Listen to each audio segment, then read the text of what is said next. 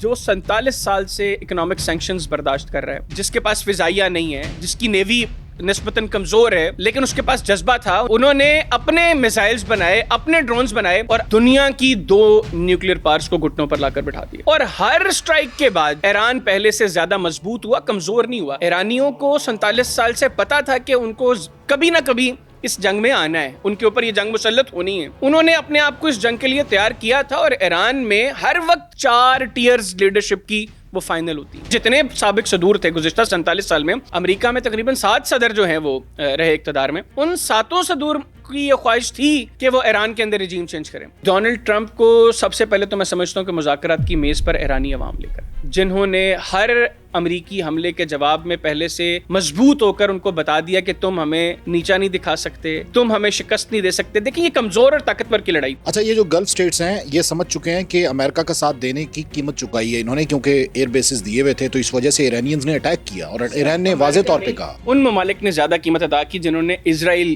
کو بھی کسی سطح پر سپورٹ کیا. انڈین میڈیا کو کیوں آگ لگی ہوئی ہے؟ کیا ان کی سفارتکاری ناکام ہو چکی ہے؟ کیا وہ اس خطے میں تنہا ہو چکے ہیں؟ بھارت کے جو انل چوہان ان کے چیف آف ڈیفنس سٹاف ہیں, انہوں نے بلومبرگ کو انٹرویو کے دوران یہ بات مانی کہ ہمارے جہاز گرے ہیں, نمبرز انہوں نے کہا میٹر نہیں کرتے. پروین سانی صاحب تو کہتے ہیں کہ پاکستان دنیا کا واحد ملک ہے جس کے بیک وقت تینوں گریٹ پاورز کے ساتھ اچھے تعلقات ہیں, چین کے ساتھ بھی, روس کے ساتھ بھی اور امریکہ کے ساتھ بھی, اور تینوں پاکستان پر اعتماد بھی کرتے ہیں, اور تینوں کی خواہش بھی ہے کہ ہمارے پاکستان کے ساتھ اچھے تعلقات ہوں. ناظرین, میں ہوں طارق بزمی اور آپ دیکھ رہے ہیں سنو پوڈ کاسٹ. امریکہ ایران کی 40 روزہ جنگ کے بعد ایرانیوں نے مذاکرات میں بھی بھرپور اعتماد سے بات کی, یقیناً امریکیوں کی آنکھوں میں آنکھیں ڈال کے بات کی. ابھی سیز فائر جاری ہے, آنے والا وقت کیسا ہوگا؟ امید ہے کہ پہلے دور کے بعد دوسرا دور مذاکرات کا بہت جلد شروع ہونے جا رہا ہے, اور جس پر عالمی قوتوں نے پاکستان پر اعتماد کا اظہار کیا ہے. اس پر بات کریں گے. ہمارے ساتھ موجود ہیں معروف تجزیہ نگار حیدر حیات خان صاحب. اچھا حیدر, آرمی چیف اور وزیر اعظم کے دورے کس حد تک سودمند ثابت ہوں گے, اور اسپیشلی اس ٹائم کہ جب ایک جانب تو مذاکرات چل رہے ہیں, اس کا دوسرا دور شروع ہونے والا ہے, اور سعودی عرب بھی ملاقات کر رہا ہے وزیر اعظم سے, اس کے ساتھ ساتھ وزیر اعظم قطر بھی جا رہے ہیں, اور ان کو استقبال بھی ویسے ہی کیا جا رہا ہے جیسے ہم نے ایرانینز کا کیا تھا, یا جیسے ہم جو ہے وہ مذاکرات کو لے کے چل رہے تھے. تو کس اہمیت کے حامل ہیں یہ دونوں دورے؟ دیکھیں, ہر اعتبار سے دورے بڑے اہم ہیں. ایک تو آپ نے دیکھا ہوگا کہ پاکستان اور سعودی عرب کے درمیان جو اسٹریٹجک پیکٹ گزشتہ سال ستمبر میں ہوا, اور ابھی جب مذاکرات کے دور شروع ہوئے, پاکستان کے اندر پہلی بیٹھک ہوئی ہفتے کے روز, تو پاکستان کے جہازوں کو ویلکم کیا سعودی ڈیفنس منسٹری نے. اس کے بعد بہت سے جو اسپوائلرز تھے انہوں نے یہ کہنا شروع کر دیا کہ جی پاکستان دیکھیں دھوکہ دے رہا ہے ایران کو. پاکستان ایک جانب ایران کو مذاکرات کی میز پر لے کر آیا ہے, اور ٹھیک اسی روز پاکستان نے اپنے جہاز جو ہے وہ سعودی عرب بھیج دیے. اچھا, یہ شروع میں یہ بھی کہا کہ یہ ایران کی وجہ سے ہی وہاں پر بھیجیں, کیونکہ سعودی عرب اور ایران کے درمیان جو ٹینشن ہے, یہی تو پوائنٹ ہے نا کہ اگر پاکستان نے یہ سب کچھ ایران کی وجہ سے کرنا تھا, تو جس وقت 40 روز سے ایران کے اوپر ایک جنگ مسلط کی گئی اور ایران اس کے اوپر ریٹیلیٹری اسٹرائکس کر رہا تھا, اس وقت پاکستانی جہاز کیوں نہیں گئے؟ تو اس کی وجہ کچھ اور تھی, لیکن ابھی میں تھوڑی محتاط گفتگو کروں گا, میں اس وجہ کے اوپر نہیں جاؤں گا. لیکن صرف وہ اسپوائلرز جو ہیں ان کو ایک شٹ اپ کال اس لحاظ سے چلے گی کہ army chief field marshal Asim Munir صاحب بذات خود ایران پہنچتے ہیں, اور جس گرم جوشی سے ان کا استقبال ہوتا ہے, آپ نے وہ مناظر یقینی طور پر دیکھے ہوں گے جس وقت عباس عراقچی صاحب ایئرپورٹ پر ان کو ریسیو کر رہے ہیں, اور وہ جس طریقے سے گلے مل رہے ہیں, وہ ایک وارمتھ دکھا رہے ریلیشنز کے اندر, ٹرسٹ جو اس وقت ایران کو کسی اور پر نہیں ہے وہ پاکستان پر ہے. ایران کو پہلے سے علم تھا اس چیز کا کہ پاکستان سعودی عرب کے ساتھ ایک اسٹریٹجک پیکٹ میں ہے, اور اب تو یہ اوپن سیکرٹ ہے کہ پاکستان کی وجہ سے ایران نے کافی جگہوں پر ریسٹرینٹ کا مظاہرہ کیا. ٹھیک ہے, کچھ غلطیاں ایرانین اینڈ سے ہوئی ہوں گی, بلکہ ہوئی ہیں جن کی وجہ سے چیزیں خراب بھی ہونا شروع ہو گئی تھیں, لیکن میں سمجھتا ہوں کہ ہر فیصلہ آپ کا ٹھیک نہیں ہوتا, کہیں پر آپ ٹھیک فیصلے کرتے کرتے غلط فیصلے کر جاتے. اچھا, یہ اس وجہ سے تو نہیں کیونکہ ایران کا جو جھکاؤ تھا وہ بھارت کی طرف ہو گیا تھا, اور بھارت کے کافی مفادات تھے, لیکن نیتن یاہو سے مودی کی ملاقات نے جو ہے وہ سب بدل دیا, اور انڈین میڈیا بھی اس پہ لیکن نیتن یاہو سے جو مودی کی ملاقات ہو رہی ہے وہ فروری 2026 میں ہوئی ہے, جس وقت ایران پر حملہ کیا گیا اس سے چند گھنٹے قبل.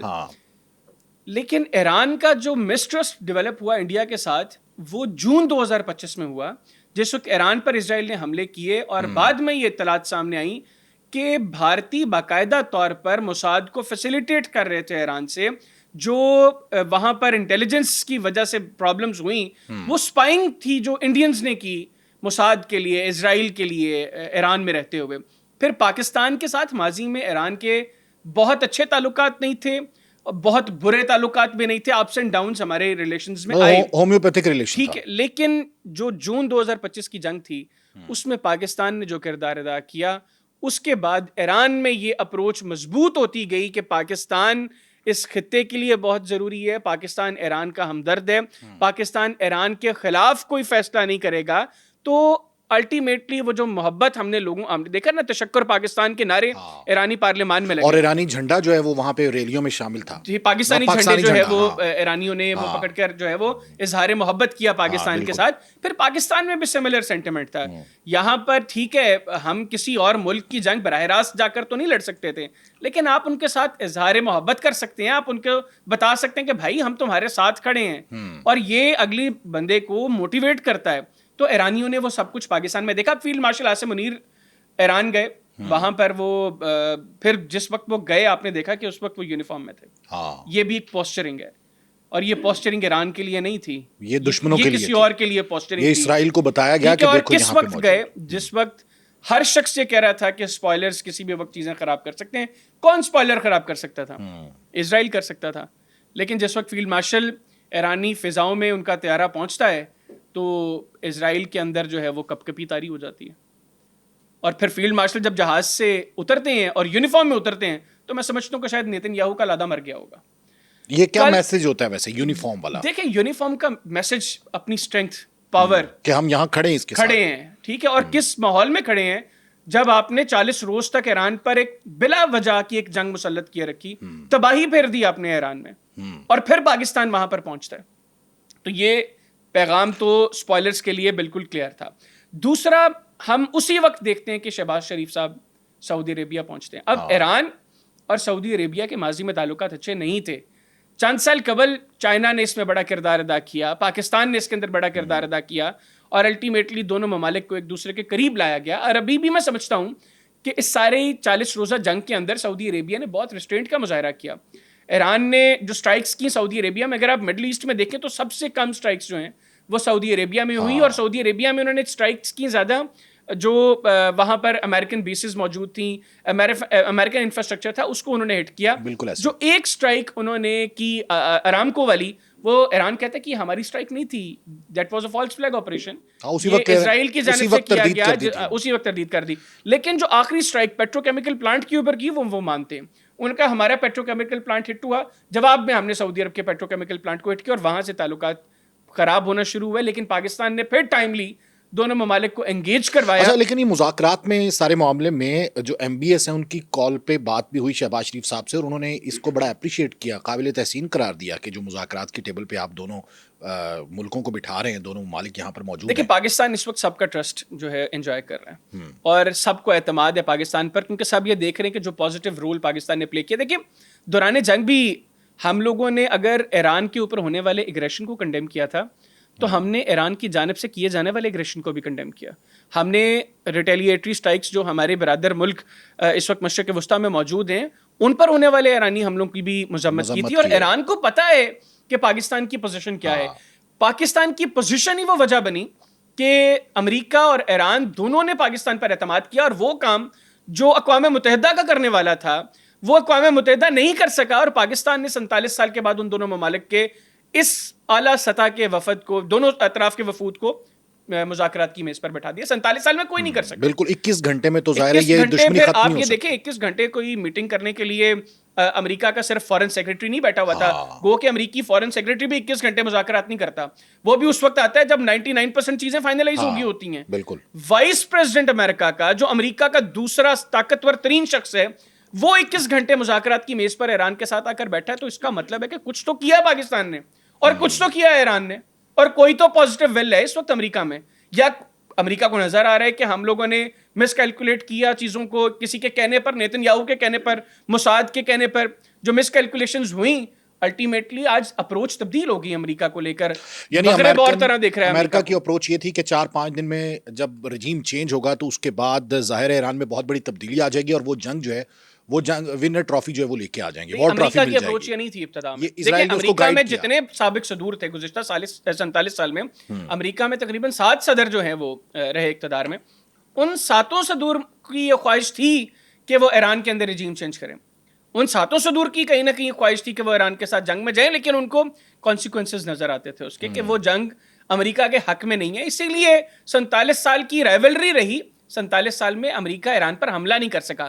یہ ساری جو اس نہج تک امریکہ کو پہنچایا, ٹرمپ کو پہنچایا, وہ نیتن یاہو اور موساد کا کام ہے. انہوں نے کہا کہ جناب ہم پہلے دن سٹرائکس کریں گے, ایرانین ٹاپ ٹیئر جو ہے ان کی لیڈرشپ کو ایلیمنیٹ کر دیں گے, اس کے بعد ہم ان کا ملٹری انفراسٹرکچر, ان کی نیوکلیئر فیسلٹیز, ہم ان کو تباہ و برباد کر دیں گے, وہاں پر ادروائز تباہی مچا دیں گے. اکانومی پہلے وہاں پہ حالات خراب ہیں, لوگ چند ماہ قبل اسی حکومت کے خلاف باہر نکلے تھے, لوگ پھر باہر نکلیں گے اور رجیم تبدیل ہو جائے گی, ہم اپنے مشن میں کامیاب ہو جائیں گے. لیکن ہم نے دیکھا کہ پہلے دن کی جو سٹرائکس تھیں جس میں آیت اللہ علی خامنہئی صاحب شہید ہوتے ہیں, ایران میں اپروچ ان لوگوں کی بھی تبدیل ہوگی جو اس حکومت کے خلاف تھے. ہاں بالکل. اور ہر سٹرائک کے بعد ایران پہلے سے زیادہ مضبوط ہوا, کمزور نہیں ہوا. یہ مس کیلکولیشن تھی.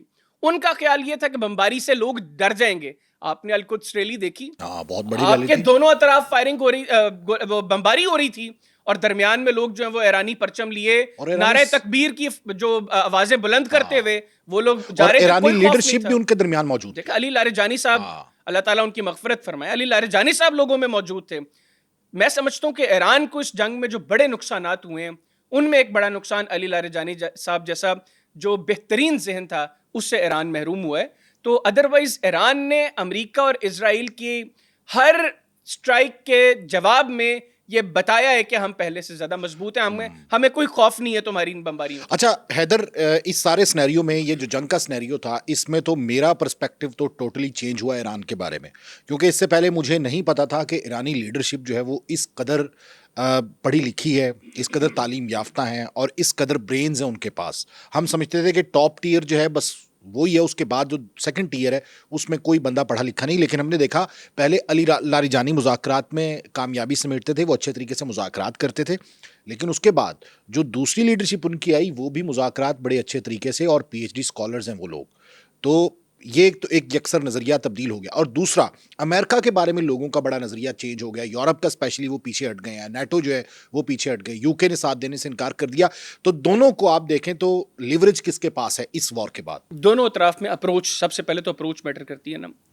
امریکہ نے جس طرح میں نے پہلے سوال کے جواب میں آپ کو بتایا کہ ان کا خیال یہ تھا کہ ہم وہاں پر تباہی مچائیں گے اور ایرانی جو ہے اس سے پریشرائز ہو جائیں گے, ان کی لیڈرشپ ہمارے ساتھ جو ہے وہ گھٹنوں پر آ کر مذاکرات کرے گی اور ہم جو شرائط منوانا چاہیں گے وہ ہم مان لیں گے. دوسرا آپ نے جو بات کی ایرانی لیڈرشپ اور وہ کس قدر باصلاحیت لوگ ہیں, کس قدر ذہین لوگ ہیں, ایران میں 1 یا 2 ٹیئرز کی لیڈرشپ کا فیصلہ نہیں کبھی بھی انہوں نے کیا. ایرانیوں کو 47 سال سے پتا تھا کہ ان کو کبھی نہ کبھی اس جنگ میں آنا ہے, ان کے اوپر یہ جنگ مسلط ہونی ہے. انہوں نے اپنے آپ کو اس جنگ کے لیے تیار کیا تھا, اور ایران میں ہر وقت 4 ٹیئرز لیڈرشپ کی وہ فائنل ہوتی ہیں. یہ ٹیئر جائے گی, دوسری آئے گی, دوسری جائے گی, تیسری آئے گی, اور جب ایک جاتی ہے نیچے چوتھی پھر تیار ہو جاتی ہے.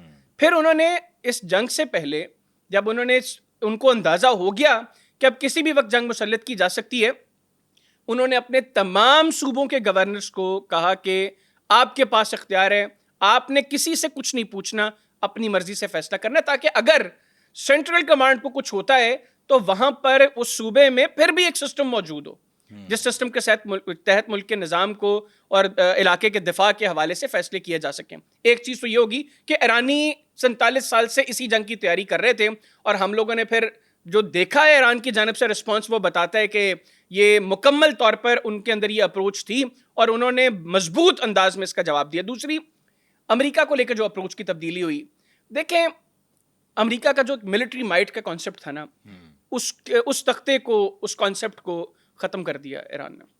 وہ تختہ الٹ گیا, وہ برج جو ہے وہ برج تباہ ہو گیا. آج وہ ممالک مغرب کے جو امریکہ کی اجازت کے بغیر آنکھ بند نہیں کرتے تھے, آنکھ کھولتے نہیں تھے, وہ امریکہ کو آنکھیں دکھا رہے ہیں.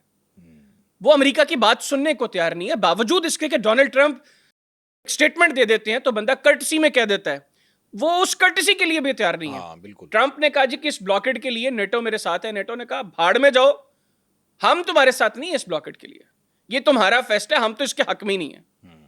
انہوں نے برطانیہ کے وزیر اعظم نے تو برطانوی پارلیمان کے اندر تقریر کرتے ہوئے یہ کہا کہ مجھے بڑا پریشر ڈالا گیا میرے پر, مجھے پریشرائز کرنے کی کوشش کی گئی, لیکن میں یہ سمجھتا ہوں کہ یہ جنگ برطانیہ کی عوام کے حق میں نہیں ہے, میں نہیں جاؤں گا اس جنگ کے اندر, اس سے کوئی فائدہ نہیں ہے برطانیہ کو. اور ادروائز دیکھیں, روس اور یوکرین جنگ کے دوران امریکی صدر کا جو رویہ نیٹو ممالک کے ساتھ تھا, نیٹو ممالک کو یہ ایک موقع ملا اپنا بدلہ لینے کا. دوسرا, روس یوکرین جنگ کا افیکٹی امریکہ نہیں ہے, یورپ ہے. یورپ کو انرجی کے معاملات چلانے کے لیے بڑا مسئلہ ہو رہا ہے, ان کی اکانومی بری طرح ہرٹ ہو رہی ہے. انہوں نے اپنے اربوں ڈالرز جو ہیں وہ اس جنگ میں جھونک دی ہیں, اپنا اسلحہ وہ یوکرین کو دے چکے ہیں, کیونکہ ان کو خوف ہے کہ یوکرین سے یہ جنگ بڑھتی بڑھتی یورپ میں داخل نہ ہو جائے, تو وہ یوکرین کو اسلحہ دیے جا رہے ہیں کہ یہ جنگ وہاں تک جو ہے وہ سمٹی رہے, ہمارے تک نہ پہنچے. اب ان کے پاس اتنی گنجائش نہیں ہے کہ وہ بھی ایران سے پنگا لے لیں تو اپنا دفاع کر سکے. امریکہ کے بغیر یورپ بھی اپنا دفاع نہیں کر سکتا, بہرحال امریکہ کے ساتھ اسرائیل بھی اپنا دفاع نہیں کر سکا, مشرق وسطیٰ کے ممالک بھی نہیں کر سکے. تو یہ اپروچ تبدیل ہو گئی. سیکنڈلی, یورپ آج دیکھ رہا ہے اس خطے کو, مڈل ایسٹ کو, کہ یہاں سے اب انہوں نے اپنی انرجی ریکوائرمنٹس کو پورا کرنا. اگر ایران اس طریقے سے چیزوں کو کنٹرول کرے گا کہ مشرق وسطیٰ کے ممالک کا تیل وہاں سے نہ جا سکے, اسٹریٹ آف ہارمز سے اوپر جنگ اگر خدا نہ خواستہ بڑھتی ہے, حوثی جو ہے وہ باب المندب بند کر دیں, تو یورپ میں تو تباہی ہوگی, وہاں پر تو قید پڑ جائے گا, لوگ بھوک سے مر جائیں گے. ہاں, وہ تو دیکھا نا ہم نے کہ مجھے لگتا ہے کہ ڈونلڈ ٹرمپ بھی اس سے آگاہ نہیں تھے کہ آبنائے ہرمز جو ہے وہ کتنا بڑا ہتھیار ہے. اور ایرانی شاید خود بھی, ایرانیوں کی اپروچ یہ نہیں تھی کہ اتنا بڑا یہ کیونکہ پہلے جب نکات آئے تو اس میں امریکہ کی جانب سے آبنائے ہرمز والی شرط کو نہیں رکھا گیا, لیکن اس کے بعد سارے نکات سائڈ پہ, اور صرف آپ دیکھیں اسٹریٹ آف ہرمز کبھی بھی جنگ کی وجہ تو نہیں تھی, کبھی بھی. That was never a reason of war. اس کی بندش جو تھی that was a consequence of war. ٹھیک ہے, تو آج ڈونلڈ ٹرمپ کی فرسٹریشن دیکھیں نا, کیسے کیسے الفاظ کا استعمال کیا انہوں نے مذاکرات سے چند روز قبل, جس وقت اسٹریٹ آف ہرمز کے حوالے سے بات کر رہے تھے, وہ فرسٹریٹڈ ہیں. تو وہ فرسٹریشن ان کی ظاہر ہو گئی, اور وہاں پر ان کی فرسٹریشن نے دنیا کو بتا دیا کہ ایران جیت چکا ہے. کیونکہ ایرانی سائڈ سے تباہی تو ایران میں ہوئی, تقریباً 250 سے 250 ارب ڈالر کا انفراسٹرکچر ایران کا تباہ ہوا ہے, لیکن ایران میں تو ہم نے وہ فرسٹریشن نہیں دیکھی, وہ تو کمپوزڈ ہیں اور وہ تیار ہیں ابھی بھی. آپ نے 40 روز کی مزید جنگ کرنی ہے, وہ اس کے لیے بھی تیار ہیں. وہ کہتے ہیں جنگ عوام لڑتی ہے ایکچولی, تو عوام تو بالکل وہاں پہ سڑکوں پہ ساتھ کھڑی ہوئی ہے. اور دوسری جانب آپ نے کیا دیکھا, نوکنگ پروٹیسٹ ہوا 3000 جگہوں پر امریکہ کے اندر, 80 لاکھ لوگ نکلے اس جنگ کے خلاف.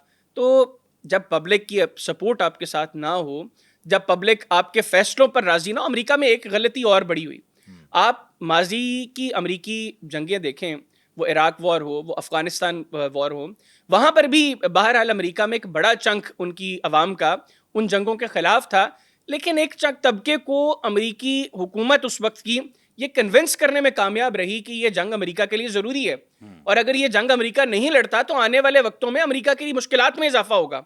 یہاں پر ڈونلڈ ٹرمپ اپنی عوام کو یہ یقین دلانے میں ناکام رہے. ڈے 1 سے ان کی کوشش یہ رہی کہ وہ اپنے لوگوں کو یہ کنونس کریں اس چیز کے اوپر کہ یہ جنگ امریکہ کے لیے ضروری ہے. انہوں نے کہا جی کہ اگر ہم ایران پر حملہ نہ کرتے تو ایرانی ہمارے گھروں میں پہنچ جاتے, ان کے میزائل ہمیں ہٹ کر رہے ہوتے, ان کی وہ 2 ہفتوں میں جو ہے وہ ایٹامک بم بنا چکے ہوتے, نیوکلیئر ہتھیار ان کا تیار ہوتا, تو اس سے امریکہ کو خطرہ تھا, اس لیے ہم نے ایران پر حملہ کیا. لیکن اس کے باوجود امریکی عوام کنونس نہیں ہوئی, وہ قائل نہیں ہوئی, انہوں نے اپنی حکومت کے خلاف پروٹیسٹ کیے. اور وہاں سے میں سمجھتا ہوں کہ ایک جو 4 روز کی پلاننگ تھی اسرائیل کی, وہ ناکام ہوئی.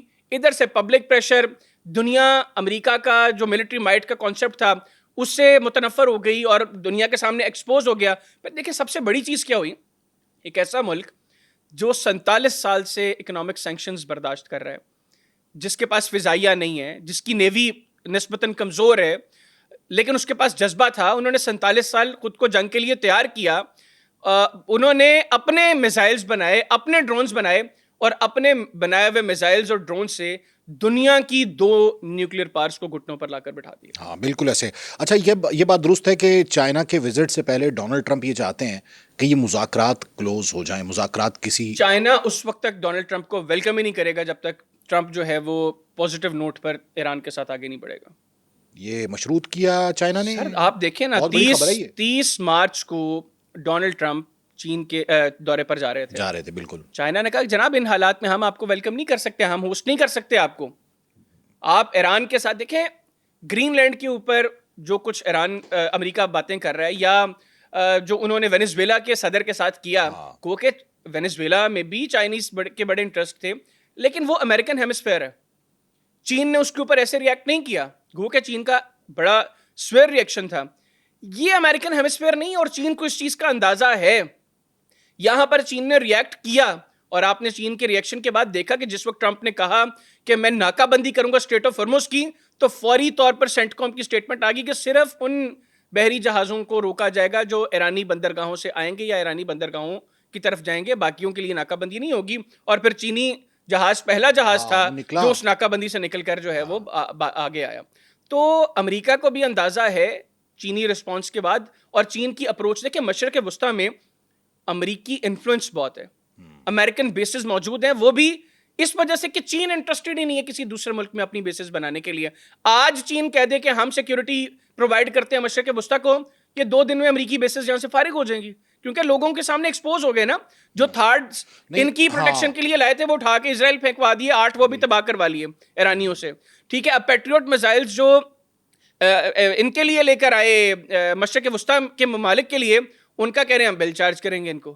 تو مشرق وسطیٰ کے لوگوں کو اندازہ ہو گیا ہے کہ امریکہ صرف اپنا فائدہ دیکھتا ہے, اور امریکہ اس جگہ پر جہاں پر اسرائیل کہیں پر کھڑا ہوگا وہ اسرائیل سے ہٹ کر کچھ نہیں کرے گا. اچھا, یہ جو گلف سٹیٹس ہیں یہ سمجھ چکے ہیں کہ امریکہ کا ساتھ دینے کی قیمت چکائی ہے انہوں نے, کیونکہ ایئر بیسز دیے ہوئے تھے, تو اس وجہ سے ایرانیئنز نے اٹیک کیا, اور ایران نے واضح طور پہ کہا. ان ممالک نے زیادہ قیمت ادا کی جنہوں نے اسرائیل کو بھی کسی سطح پر سپورٹ کیا, جیسے یو اے ابراہیم اکارڈ کا جو حصہ بنے, جیسے بحرین. دیکھیں ایران میں جن 3 ممالک کو لے کر سب سے زیادہ غصہ ہے نا مڈل ایسٹ میں, ان میں یو اے, ان میں کویت, اور ان میں بحرین. اور بحرین کے حوالے سے تو وہ کچھ اور چیزیں بھی پلان کر رہے تھے, بہرحال وہ ابھی ڈسکس کرنا مناسب نہیں ہے.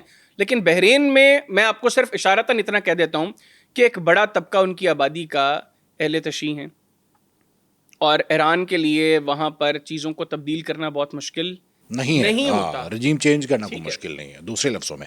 اچھا, یہ اس سارے سینیریو میں, اس سارے معاملات میں اب کہتے ہیں کہ مذاکرات تو فائنل ہو چکے تھے پہلے ہی, کیونکہ جے ڈی وینس ایسے نہیں 21 گھنٹے یہاں پہ رکے, لیکن جے ڈی وینس کو روکا گیا ٹرمپ کی جانب سے کہ تم نے ابھی اعلان نہیں کرنا, واپس آؤ. وہ واپس پہنچے ہیں, اور مذاکرات کی کامیابی کا کریڈٹ جو ہے وہ ڈونلڈ ٹرمپ لینا چاہتے ہیں, کیونکہ ہر چیز کا کریڈٹ وہ لینا چاہتے ہیں. یہ بات درست ہے کہ دیکھیں ڈونلڈ ٹرمپ نے چند ہفتے قبل عذرائے مزاح ایک بات کی تھی, انہوں نے کہا کہ اگر تو ایران کے ساتھ ہمارے مذاکرات کامیاب ہو گئے تو میں اس کا کریڈٹ لوں گا, اور اگر یہ ناکام ہوئے تو یہ سارا جو قصور ہے وہ جے ڈی وینس کا ہوگا. ٹھیک ہے, کی تو انہوں نے مذاق میں بات تھی, لیکن مذاق کے اندر انہوں نے اپنی اپروچ کلیئر کر کے بتا دی. لیکن یہاں پر میں سمجھتا ہوں کہ 2 فیکٹرز سے, اور یہ خبر نہیں ہے, یہ میرا انالیسس ہے. ایک تو جو خبر سامنے آئی اندر سے کہ جیرڈ کشنر اور جے ڈی وینس مسلسل رابطے میں تھے, اور اب تو اسرائیلی وزیر اعظم بنجمن نیتن یاہو نے یہ کہا بھی کہ مجھے جے ڈی وینس نے فون کر کے بتایا سب کچھ, جیسے جے ڈی وینس جو ہے وہ نیتن یاہو کا سب آرڈینیٹ ہے, کہ اس نے مجھے سب کچھ بتایا, جیسے امریکی انتظامیہ روز مجھے بریف کرتی ہے ویسے جے ڈی وینس نے مجھے بریف کیا کہ سب کچھ کیا ہوا وہاں پر. اور کچھ ہمارے دوست جو کانٹیکٹ میں ہیں مختلف سطح پر یہاں پر جو لوگ موجود ہیں, ان کے مطابق مذاکرات کا جو پہلا دور تھا وہ انڈائریکٹ تھا. ایک طرف کا ڈرافٹ دوسری طرف جاتا تھا, دوسری طرف کا ڈرافٹ ادھر آتا تھا, اور پاکستان میڈیٹر اور پاکستان اس میں ان کو فیسیلیٹیٹ کر رہا تھا. پھر جو دوسرا دور شروع ہوا اس میں فیلڈ مارشل عاصم منیر صاحب موجود تھے, اور ان کی موجودگی میں دونوں اطراف سے وفود جو ہے وہ بیٹھے, اور جب وہ ایک دوسرے کے سامنے آئے بہت اچھے انداز میں, پازیٹیو انداز میں ایک دوسرے کو ملے, مصافحہ کیا, اور پازیٹیو نوٹ پر چیزوں کے اوپر انگیجمنٹ شروع ہوئی. ایک دوسرے کے ساتھ نوٹس شیئر ہوتے تھے, بات چیت ہوتی تھی, کسی چیز پر کنسنسس ڈیولپ ہوتا تھا. پھر وہ ڈاکیومنٹس جو ہیں وہ پیچھے دونوں اطراف میں جو ٹیکنیکل ٹیمز ان کی بیٹھی ہوئی تھیں ان کو بھیج دیے جاتے تھے, وہ اس کے اوپر برین اسٹارمنگ کرتے تھے, یہاں پر اگلی چیزیں ڈسکشن میں آ جاتی تھیں, پھر وہاں سے کوئی فیڈ بیک آتا تھا, اس کے اوپر گفتگو ہوتی تھی, پھر بریک آتی ہے, پھر بریک کے بعد دوبارہ بیٹھتے ہیں, پھر پازیٹیو انداز میں چیزیں آگے بڑھتی ہیں, پھر بریک آتی ہے, پھر بریک کے بعد دوبارہ بیٹھتے ہیں, اور وہ ایک بڑی تیسری نشست تو کافی لمبی نشست تھی. جو چوتھی نشست ہے جس سے پہلے ویسٹرن میڈیا یہ خبریں دینا شروع ہو چکا تھا کہ آئندہ چند گھنٹوں میں یا تو یہ مذاکرات اتوار کو، ویسے تو پریکٹیکلی اتوار کو جاری رہے، لیکن ان کا خیال تھا کہ یہ 21 گھنٹوں سے زیادہ مذاکرات چلتے رہیں گے اور الٹیمیٹلی کوئی کنکلوژن کی طرف بڑھا جا سکتا ہے، اور ادروائز آنے والے چند گھنٹوں میں ایک جوائنٹ اسٹیٹمنٹ آئے گی. ہاں ٹھیک ہے، دونوں اکٹھے پریس کانفرنس کر دیں گے یا جوائنٹ اسٹیٹمنٹ آ جائے گی. پھر آل آف اے سڈن آخری راؤنڈ 40-45 منٹ کا ہوتا ہے، اور اس راؤنڈ کے بعد جے ڈی وینس آ کے باہر کہتے ہیں کہ ہمارے مذاکرات کے دوران جو ہے وہ کسی چیز کے اوپر ہم فائنل نہیں، کنسنسس نہیں ڈیولپ ہوا، اور مین ایشو جو ہے اس کے اندر وہ ایران کا جو نیوکلیر پروگرام ہے وہ رہا ہے. لیکن اس سے پہلے جیریڈ کشنر کی ایک فون کال ڈونلڈ ٹرمپ کو، ایز پر مشاہد حسن سید صاحب، وہ فون کال جو ہے وہ نیتن یاہو کو ہوئی. ٹھیک ہے. جس کے بعد، اور وہ کافی طویل گفتگو، 15-20 منٹ کی فون کال تھی، جس کے بعد امریکی وفد جو ہے وہ چیزوں کو فائنلائز کیا. آپ نے عباس عراقچی صاحب کی جو ٹویٹ تھی اس میں انہوں نے کہا کہ وی ور انچز اوے فرام دی اسلام آباد ایم او یو، لیکن اس کے بعد آل آف اے سڈن ہم نے دیکھا کہ امریکہ جو ہے ان کی ڈیمانڈز جو ہیں وہ بڑھتی گئیں، اور ان کے جو گول کوسٹ تھے وہ تبدیل ہونا شروع ہو گئے. تو ہم لوگ الٹیمیٹلی کسی حل کی طرف نہیں بڑھ سکے، جو ایم او یو کی طرف نہیں آ سکے. لیکن اچھی چیز یہ تھی کہ دونوں اطراف سے یہ اپروچ ضرور کلیئر ہوئی کہ ہم نے مذاکرات کا دروازہ بند نہیں کیا، اور اب تو چیزیں کلیئر ہو گئیں. دوسرے دور کی بات ہو رہی ہے. قطر نے کہہ دیا کہ پاکستان میں ہونا چاہیے، امریکہ نے کہہ دیا کہ کیوں ہم کسی اور ملک میں جائیں، اور پاکستان کی جس طرح تعریفیں ہو رہی ہیں اس پورے معاملے میں. انڈین میڈیا کا بتائیں نا، آپ تو اکثر انڈین میڈیا پہ نظر آتے ہیں، کہ انڈین میڈیا کو کیوں آگ لگی ہوئی ہے؟ کیا ان کی سفارت کاری ناکام ہو چکی ہے؟ کیا وہ اس خطے میں تنہا ہو چکے ہیں؟ اور یا وہ پاکستان کی اس عزت اور وقار سے ان کو جلن ہے؟ دیکھیں، گزشتہ سال مئی میں جب ہم لوگوں نے بھارت کو عبرتناک شکست دی، ان کی فضائیہ کو، بلکہ ان کی فضائیہ کے غرور کو منو مٹی تلے دفن کیا، ان کے فوجی اپنے بنکر سے نکلتے تھے، اپنی چوکیوں سے نکلتے تھے، مورچوں سے نکلتے تھے، اور وہ سفید جھنڈے لہرا کر ہماری فوج سے اپنی زندگی کی بھیک مانگتے تھے. انہوں نے دیکھا کہ ہمارا آئی این ایس وکرانت، جو وہ کہتے تھے کہ وہ میجر گورو واریہ ہاتھ اٹھا کے کہتا تھا نا کہ کراچی پہ اتنے براموس مار دو، لاہور میں فوج داخل ہو گئی، تو وہ آئی این ایس وکرانت بھی بھارتیوں نے دیکھا کہ وہ پاکستان کی طرف 1 کلومیٹر آگے نہیں بڑھ سکا. یہ خوف، یہ دبدبہ، یہ پاکستان کی افواج کا رہا، اور وہ غلبہ طاری کیے رکھا انہوں نے بھارتی افواج پر. اس کے بعد بھارت میں جو 11 سال سے شیطانی ٹولہ برسر اقتدار ہے وہاں پر، انہوں نے اپنے میڈیا کے تھرو جو گھٹیا اپروچ لوگوں تک لے کر جانے کی کوشش کی، لوگوں نے سوال اٹھانا شروع کر دی. 11 سال تک تو یہ ہوتا رہا کہ مودی کے خلاف جس نے بات کی، مودی کی پالیسی کو کسی نے کرٹیسائز کیا تو گودی میڈیا چڑھ دوڑا اس کے، وہ کہا یہ غدار ہے. کوئی مسلمان تھا اس کو کہا یہ پاکستان چلے جاؤ، تم کون ہوتے ہو مودی کو کرٹیسائز کرنے والے. لیکن اب لوگوں نے کہا کہ بھائی اب یہ خوف نہیں ہے، تمہارا دفاعی بجٹ پاکستان سے 10 گنا زیادہ.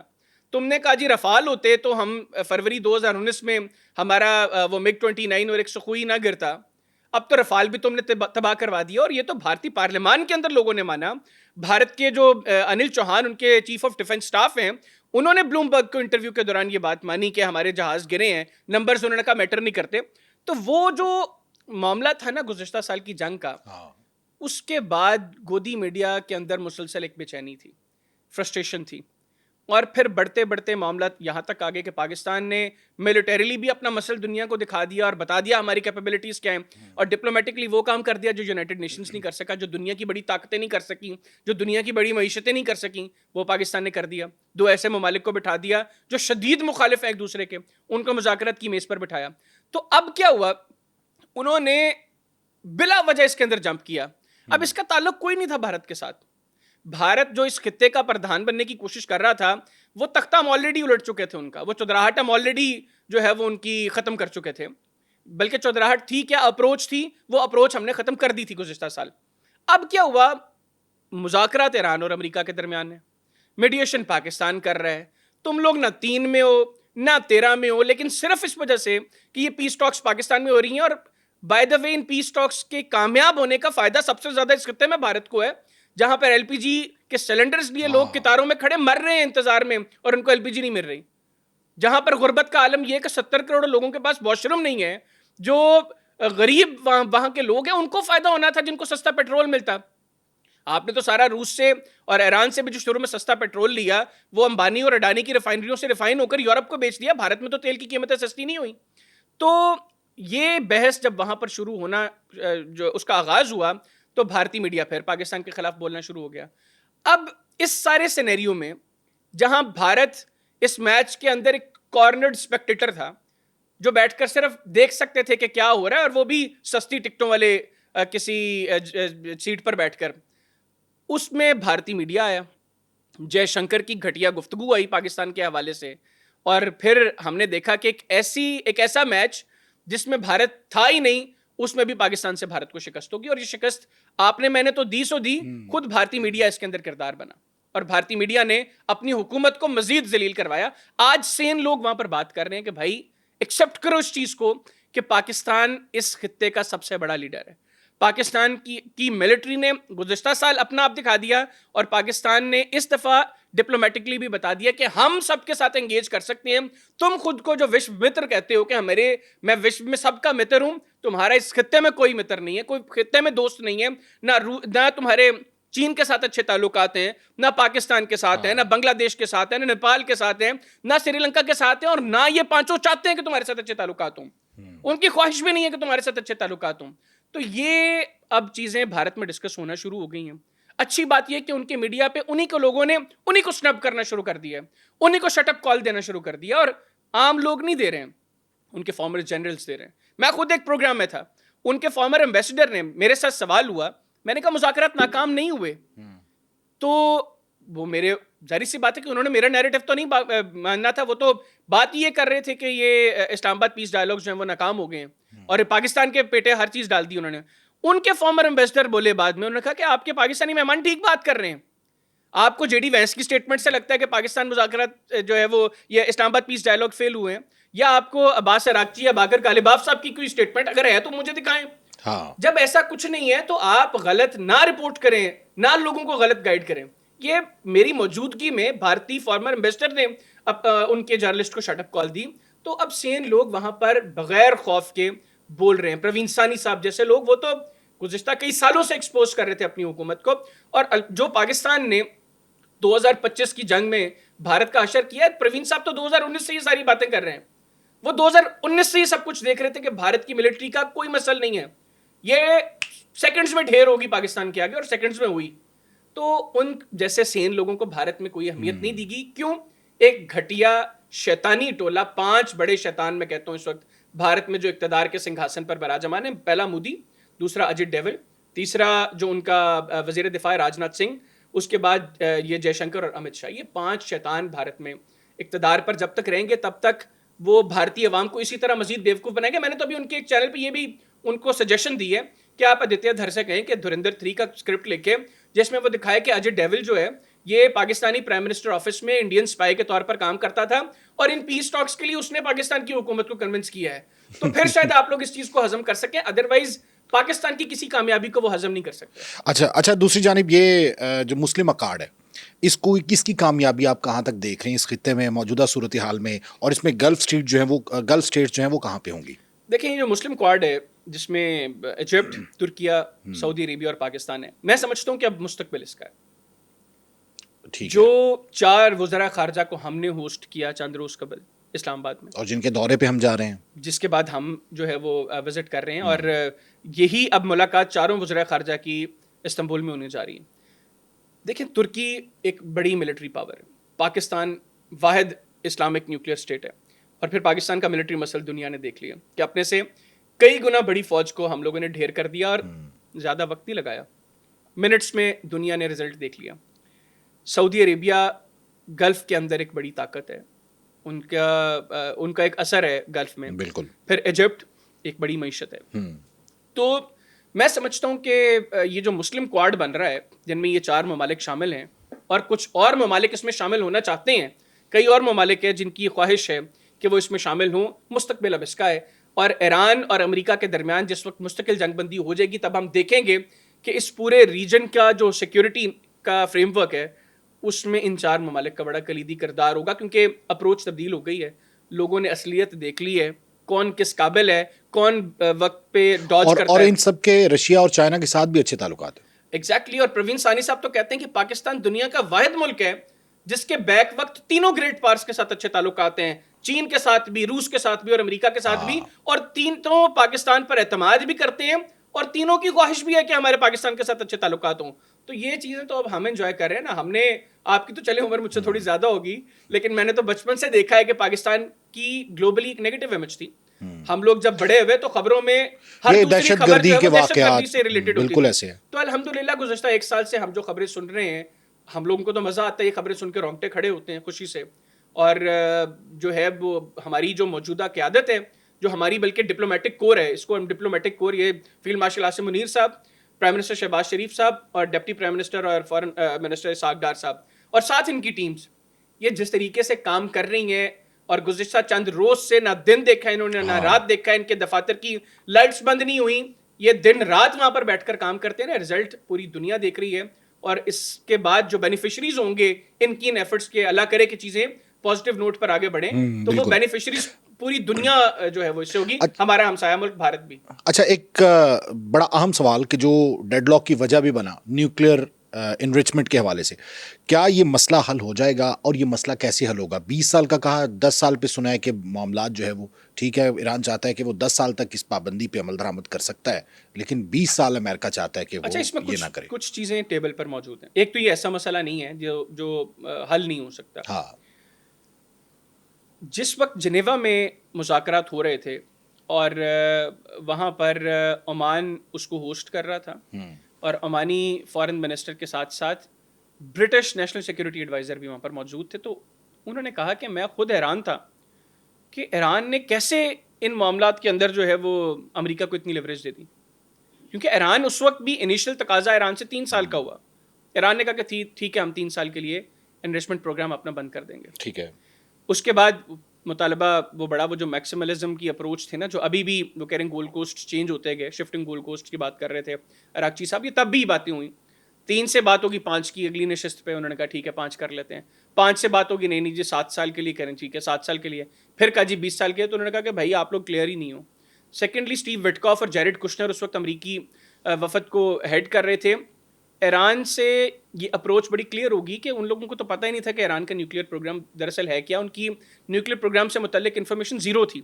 ایرانیوں نے پہلے ان کو سمجھایا, وہ سمجھ نہیں سکے کہ بیسکلی ہے کیا چیز. بہرحال ابھی جو چیزیں انڈر ڈسکشن ہیں, 2-3 ایشوز ہیں. ایک تو امریکہ چاہتا ہے کہ ایران اپنا نیوکلیئر پروگرام ختم کرے, اور ایران یہ اپروچ کلیئر کرے کہ ایران نے نیوکلیئر ہتھیار نہیں بنانا. اور بائی دا وے آیت اللہ علی خامنئی صاحب کا یہ فتویٰ موجود ہے کہ ایران نیوکلیئر ہتھیار نہیں بنائے گا, وہ اس کو انسانیت کے لیے جو ہے وہ برا سمجھتے ہیں. تو ایران کہتا ہے کہ ہمارے پاس تو ہمارے سپریم لیڈر کا فتویٰ موجود ہے, ہم کیوں بنائیں گے, اور اگر ہم نے بنانا ہوتا تو ہم بنا چکے ہوتے. دوسرا مسئلہ انریچمنٹ کا, جو ایران 60% تک لے گیا. ایران اس کو کم کر کے 3% تک لے جانے کے لیے تیار ہے, 60% سے 3% تک, تاکہ وہ سول پرپس کے لیے استعمال ہو سکے, الیکٹرسٹی وغیرہ بھی. ٹھیک, تو اس میں بھی اب کچھ باتیں, جو کچھ آپشنز ہیں, ان میں ایک آپشن یہ ہے کہ اگر ایران 3, 5 یا 10 سال کے لیے مان جاتا ہے کہ وہ انریچمنٹ نہیں کریں گے, سول پرپس کے لیے بھی نہیں کریں گے, تو پاکستان ایران کے لیے وہ انریچمنٹ کرے. دوسری چیز جو امریکہ کہتا ہے کہ جو آپ نے 460 کلو یورینیم انرچ کیا ہوا ہے, جس کے متعلق IAEA کہتا ہے کہ اس سے 10 بڑے ہتھیار, نیوکلیئر ہتھیار جو ہے وہ بنائے جا سکتے ہیں, جو اصفہان کی ایرانی نیوکلیئر فیسلٹی میں موجود تھے, اور جس وقت امریکن بنکر بسٹر بامبرز نے اسٹرائک کیا تو وہ دب گئے. امریکہ کہتا ہے کہ وہ میں نکالوں گا اور وہ میں رکھوں گا. ایران اس کے اوپر رضامند نہیں ہے. روس نے اس پر آفر کیا کہ وہ ہم اپنے پاس رکھتے ہیں اگر ایران اس کے اوپر راضی ہوتا ہے. اگر ایران مانتا ہے تو پھر کسی ایسی آپشن کو کنسیڈر کیا جائے گا, کیونکہ ایران کبھی بھی اپنا انریچڈ یورینیم امریکہ کو دینے پر راضی نہیں ہوگا. تو اس بات کی گارنٹی کیا ہے کہ بعد میں پھر ایران پہ اسٹرائک نہیں ہوگی؟ ایران تو یہ کہتا ہے, یہ تو گارنٹیز پر دی جائیں گی نا, اس لیے ایران نے آبزرورز کا بھی کہا. لیکن جو انریچڈ یورینیم ہے اس حوالے سے بھی اب کچھ باتیں ہو رہی ہیں کہ شاید ایران پاکستان پر اتنا اعتماد کرتا ہے, اور امریکہ کا بھی اس وقت پاکستان پر اعتماد ہے, تو شاید کے ساتھ میں بات کروں کہ اس کے اوپر کنسنسس ہو کہ وہ انریچڈ یورینیم جو اصفہان کی نیوکلیئر فیسلٹی میں دبی پڑی ہے وہ وہاں سے نکال کر پاکستان لائے, اور پھر IAEA کی موجودگی میں وہ اس کو ڈائلیوٹ کر دیا. اچھا, اقتصادی پابندیاں جو 47 سال سے ایران برداشت کر رہا ہے, اس میں بھی نرمی ہوگی یا ختم ہوگی؟ ڈیفینیٹلی اگر فائنل ایم او یو ہوگا تو گریجولی جو ایرانین ایسٹس فریزڈ ہیں وہ قطر میں ہیں یا یورپ میں ہیں یا امریکہ میں ہیں, وہ ان کو ڈی فریز کیا جائے گا اور ایران کے اوپر سینکشنز جو ہیں وہ ہٹیں گی. اور جس وقت ایران کے اوپر سے سینکشنز ہٹیں گی اس کے بعد طارق صاحب میں آپ کو یہ بھی بتا دوں, یہ اپروچ کی کلیئرٹی پاکستان کے اندر ہے اس وقت. پاکستان دیکھ رہا ہے کہ اس کے بعد صورتحال کیا ہوگی. آپ اس چیز کو لکھ کر رکھ لیں کہ جس وقت ایران کے اوپر سے سینکشنز ختم ہو گئیں, وہ ملک جس کو ایران کے بعد سب سے زیادہ فائدہ ہوگا وہ پاکستان ہے. اچھا, ہر اعتبار سے ہمارے انرجی کے مسئلے ختم ہو جائیں گے, ہمارا پیٹرول سستا ہو جائے گا. پیٹرول سستا ہوا تو آپ کے سامنے باقی کئی چیزوں کے اوپر اس کا اثر ہے, تو مہنگائی میں کمی ہوگی. پھر ایران سے جو ابھی پاکستان نے آغاز کر دیا ہے, یہ بھی اعتماد بتاتا ہے کہ دوران جنگ پاکستان ابھی تو فی الحال چلے سیز فائر ہے, ایرانین کوریڈور کو استعمال کرتے ہوئے پاکستان نے جو سینٹرل ایشین ریپبلکس ہیں, جو ہم پہلے افغانستان سے رستہ استعمال کرتے تھے, ہم نے ایران کی طرف سے اب اس رستے کا استعمال کرنا شروع کر دیا اور وہاں سے اب ہماری ٹریڈ جو ہے وہ جائے گی سینٹرل ایشین ریپبلکس تک. ہم نے اس افغانستان کو بھی پیغام دے دیا کہ ہمارا تم پر کوئی انحصار نہیں ہے, تم لینڈ لو کو, تمہیں ہماری ضرورت ہے, اب ہمیں بھی تمہاری کوئی ضرورت نہیں ہے. تو پاکستان کی جو سینٹرل ایشین ریپبلکس تک رسائی ہے وہ آسان ہوگی, اور جب سینٹرل ایشین ریپبلکس پاکستان کے ساتھ کنیکٹ کریں گے, گوادر کا استعمال کریں گے, پھر آپ دیکھیں گے کہ انشاءاللہ یہاں پر کس قدر اور کس تیزی سے معاشی خوشحالی بھی انشاءاللہ آئے گی. لیکن اس کے لیے ایک شرط یہ ہے کہ ہمیں اپنے انسٹیٹیوشنل ریفارمز جو ہیں, اسٹرکچرل ریفارمز اکانومی کے لیے, وہ ہمیں کرنا ہوں گے. اگر ہم کسی سطح پر یہ سب کچھ کرنے میں کامیاب ہو جائیں گے تو انشاءاللہ آگے چیزیں بہت بہتر ہوں گی. تو لیبنان کے حوالے سے اور دیگر جیسے غزہ, فلسطین, اس کا ذکر کیا گیا کہ وہاں پہ بھی حملے روکنے ہوں گے, تو اس پہ تو کوئی ڈیڈ لاک نہیں ہے. دیکھیں ابھی ساؤتھ لیبنان میں تو ریپورٹڈلی اسرائیلی اسٹرائکس جاری ہیں, لیکن ان کا جو ایک جانب مذاکرات بھی بیروت میں جو ہے وہ اسٹرائکس جو ہیں وہ ختم ہو چکی ہیں. لیکن ابھی جس وقت ہم یہ ریکارڈ کر رہے ہیں تب تک کی اپڈیٹ یہ ہے کہ کافی چیزوں کے اوپر وہاں پر بھی ڈیولپمنٹس ہو چکی ہیں ایسی جن پہ کنسنسس ہے, اور جو ویسٹرن میڈیا رپورٹ کر رہے ہیں نیو یارک میں, بائی دا وے اس میں بھی پاکستان نے کردار ادا کیا.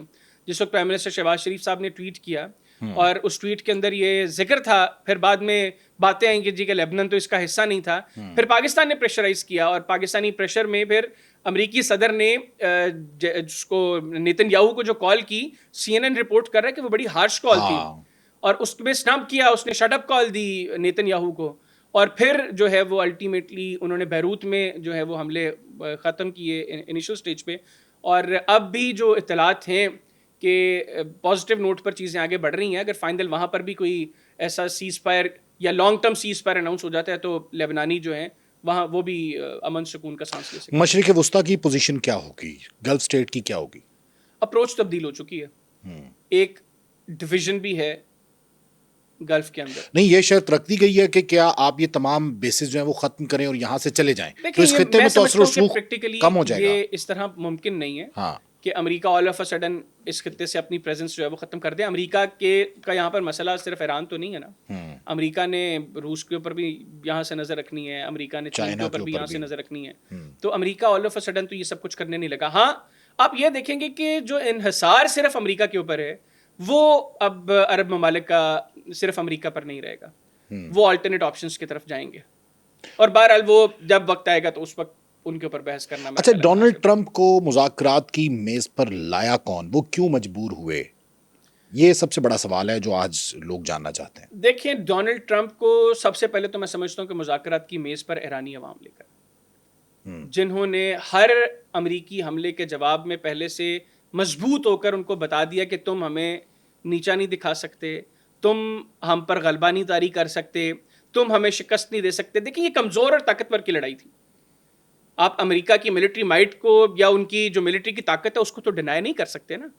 گو کہ ایران نے جواب بھرپور دیا ہے, تباہی ایران میں بھی بہت ہوئی ہے, 1.25 لاکھ سے زیادہ ان کی عمارتیں تباہ ہوئی ہیں, ان کا جو دیگر انفراسٹرکچر ہے, ان کے ریلوے ٹریکس تباہ ہوئے ہیں, ان کے آئل فیسلٹیز کو ٹارگٹ کیا ہے, ان کے کچھ ڈیسیلینیشن پلانٹس کو انہوں نے ہٹ کیا ہے, ان کے پیٹروکیمیکل پلانٹس کو ہٹ کیا ہے, ان کے اسکولس کو ہٹ کیا ہے, ان کی یونیورسٹیز کو ہٹ کیا ہے, ان کے ہاسپٹلس کو ٹارگٹ کیا ہے, ان کے گھروں کو 1 لاکھ کے قریب تو گھر تباہ ہوئے ہیں وہاں پر, اور پھر ان کی کمرشل جو بلڈنگز ہیں ان کو انہوں نے ہٹ کیا ہے. تو تباہی ایران میں بہت زیادہ ہوئی ہے, اس میں کوئی شک نہیں ہے.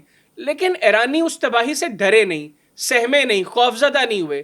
یہ چیز پہلی تھی جس نے امریکہ کو پریشرائز کیا کہ یہ تو اتنی تباہی کے باوجود ہماری کسی شرط کو ماننے کو تیار نہیں ہے. تو پہلی چیز وہ. پھر جو ان کی کیلکولیشنس تھیں وہ پہلے 4 روز میں ایکسپوز ہو گئی کہ یہ تو ساری مس کیلکولیٹ کر دی انہوں نے ماحول کو, اور چیزیں جو ہے وہ یکسر تبدیل ہو گئیں. اس کے بعد پھر امریکی عوام کو امریکی صدر قائل نہیں کر سکے.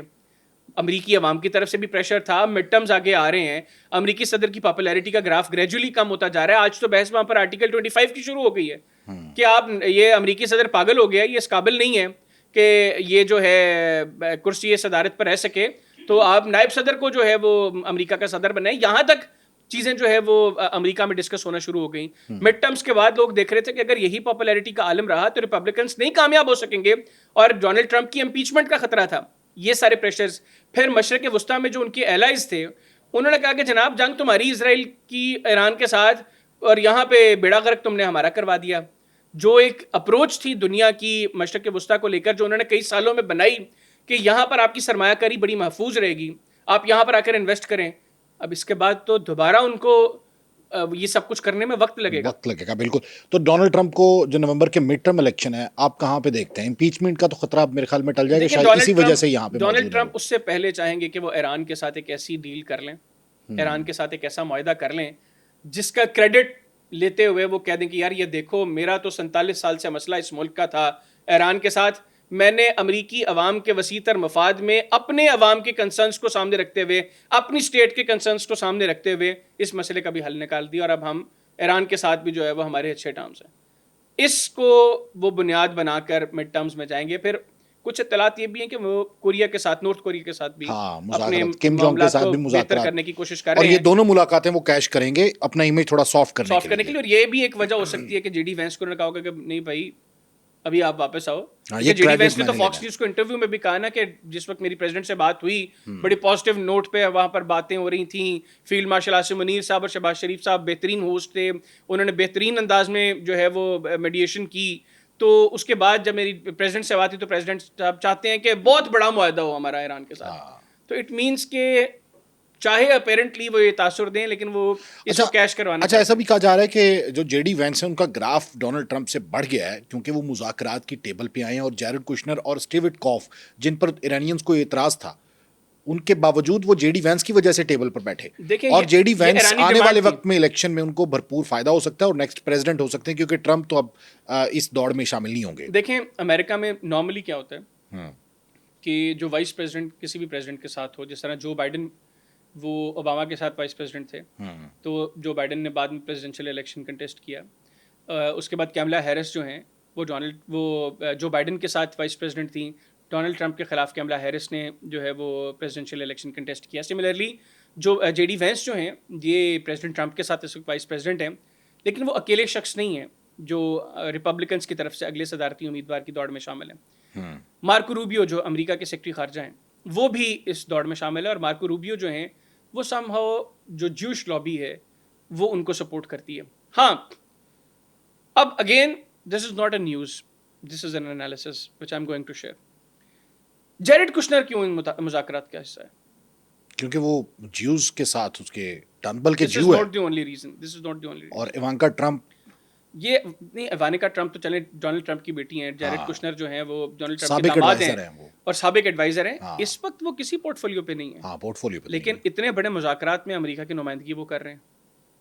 جو مجھے سمجھ میں آ رہا ہے, لیکن جیرڈ کشنر جو ہے ان کے پاس ان کا اکنامک مسل تو مضبوط ہے, ان کے پیچھے ایک بڑی طاقت بھی ہے, ان کے پاس فائنینشیل طاقت بھی ہے, اور ریپبلکنس کو شاید اس چیز کے اوپر اعتراض بھی نہیں ہے کہ امریکہ کا اگلا صدارتی امیدوار جو بھی ہو یہ نائب صدارتی امیدوار ہو. Jared Kushner. یس. اچھا. ٹرمپ شاید اس کو جیرڈ کشنر کے لیے بھی بیس بنا رہا ہے کہ اس بنیاد پر کہ یہ اس معاہدے میں مین ٹیم کا حصہ تھا, اسٹیو وٹکوف اور جے ڈی وینس کے ساتھ ان کی واپسی ہو وائٹ ہاؤس میں کسی اہم پوزیشن پہ, جو الٹیمیٹلی جو ہے جائے آگے مارکو روبیو پریزیڈنشیل کینڈیڈیٹ یا جے ڈی وینس ہو, ان کے ساتھ وہ وائس پریزیڈنٹ کے امیدوار ہوں. This is an analysis not a news. چلیں, بہت بہت شکریہ آپ کا حیدر حیات خان صاحب. ناظرین, آج کا یہ پوڈ کاسٹ آپ کو کیسا لگا کمنٹ سیکشن میں جا کر اپنی رائے کا اظہار ضرور کیجیے گا.